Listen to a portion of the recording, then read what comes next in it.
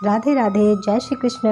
नमस्कार, मैं आपकी कृष्ण सखी विभा मिश्रा अपने YouTube चैनल में आपका एक बार फिर स्वागत करती हूँ और ये हमेशा की तरह कामना करती हूँ कि आप सभी पर श्री हरि की कृपा हमेशा बनी रहे। आज की हमारी चर्चा है देवशयनी एकादशी के बारे में। दोस्तों, देवशयनी एकादशी सारी एकादशियों में सबसे बड़ी एकादशी मानी जाती है। कहा जाता है कि यदि हमारी कोई मनोकामना है तो वो देवशयनी एकादशी का पालन करने से हमारी वो मनोकामना पूर्ण होती है। तो मैं आज आपको बताती हूँ कि देवशयनी एकादशी इतनी खास क्यों है। देवशयनी एकादशी की पूजन विधि और एकादशियों से थोड़ी अलग होती है और अगर यदि आप लड्डू गोपाल जी की सेवा करते हैं तो आप किस प्रकार से लड्डू गोपाल जी की सेवा करें और उनको किस चीज़ का भोग अवश्य और अवश्य लगाएं। तो जानते हैं देवशयनी एकादशी की पूजन विधि, पारण का समय। तो आप वीडियो के साथ पूरा बने रहें, वीडियो को कहीं भी स्किप ना करें। यदि आप चैनल पर पहली बार हैं तो चैनल को प्लीज़ सब्सक्राइब करें और वीडियो पसंद आए तो एक लाइक ज़रूर करें। देवशयनी एकादशी इस बार 29 जून 2023 को सुबह ब्रह्म मुहूर्त में 3:15 से शुरू होकर 30 जून को दोपहर 1:19 तक है। तो व्रत आपको ब्रह्म मुहूर्त में ही शुरू करना होगा। 29 जून को आपको ब्रह्म मुहूर्त में उठकर स्नान आदि से निवृत्त होकर व्रत का संकल्प लेना होगा और पारण आपको 30 जून को सुबह 8:30 बजे से 10 बजे के बीच में करना होगा। तो आइए जानते हैं कि किस प्रकार से देवशयनी एकादशी की पूजन विधि की जाती है। दोस्तों, देवशयनी एकादशी जैसे इसका नाम है कि देव जो हैं श्री हरि विष्णु 4 महीने के लिए शयन निद्रा में चले जाते हैं। क्षीर सागर में कहा जाता है कि विश्राम में जाते हैं। इसी वजह से आज के दिन से ही चातुर्मास का भी प्रारंभ हो जाता है।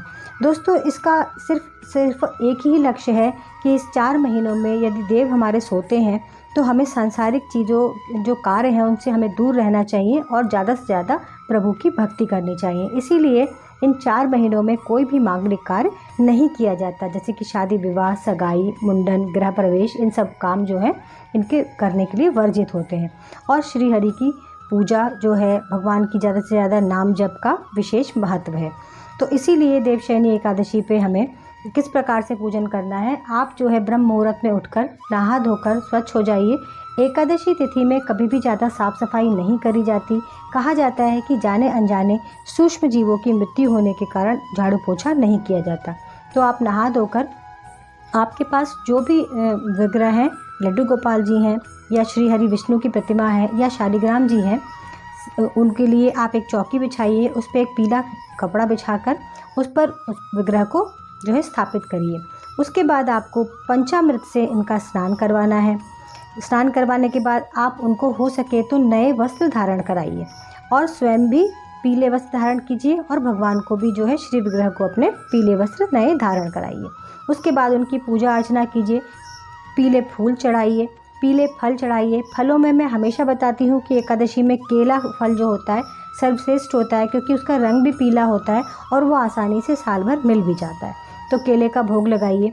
उसके बाद आपको देखिए, जो लोग देवशयनी एकादशी 4 महीने के बाद यदि जब देव उठते हैं, देव उठनी एकादशी के दिन यदि तुलसी विवाह करने की चेष्टा रखते हैं तो वो जो है देव को शयन कराते हैं। किस प्रकार से शयन कराना है, ये नहीं कि आपके जो लड्डू गोपाल जी हैं आपने उन्हें उठाया, नहलाया धुलाया और उनको शयन करा दिया, ऐसा नहीं है। लड्डू गोपाल जी के विग्रह के लिए ये कार्य नहीं करना है।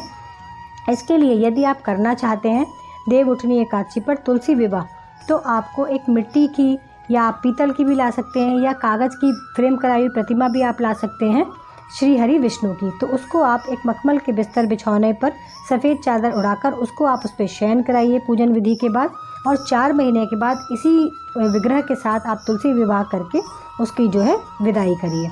तो इस प्रकार से देवशयनी एकादशी पर आप देव को शयन करा सकते हैं।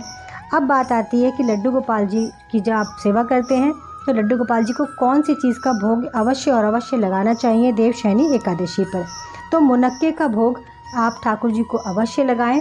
हर एक एकादशी का अपना एक भोग होता है, जैसे कि मैंने आपको निर्जला एकादशी पर आम के भोग के बारे में बताया था, उसी प्रकार देवशयनी एकादशी पर मुनक्के का भोग अवश्य लगाया जाता है। आप पीली खीर का भी भोग लगा सकते हैं, लेकिन पीली खीर से अर्थ चावल की खीर नहीं है, क्योंकि एकादशी को कभी भी ठाकुर जी को अन्न का भोग नहीं लगाया जाता। तो आप जो है मखाने की खीर बनाकर उसमें केसर वाला दूध डालें तो वो खीर पीले रंग की हो जाती है। तो इस खीर का भी आप भोग लगा सकते हैं। तो दोस्तों, वीडियो पसंद आया तो प्लीज़ लाइक ज़रूर कीजिएगा। फिर किसी आध्यात्मिक चर्चा के साथ मैं उपस्थित होंगी। तब तक सभी को राधे राधे, जय श्री कृष्ण।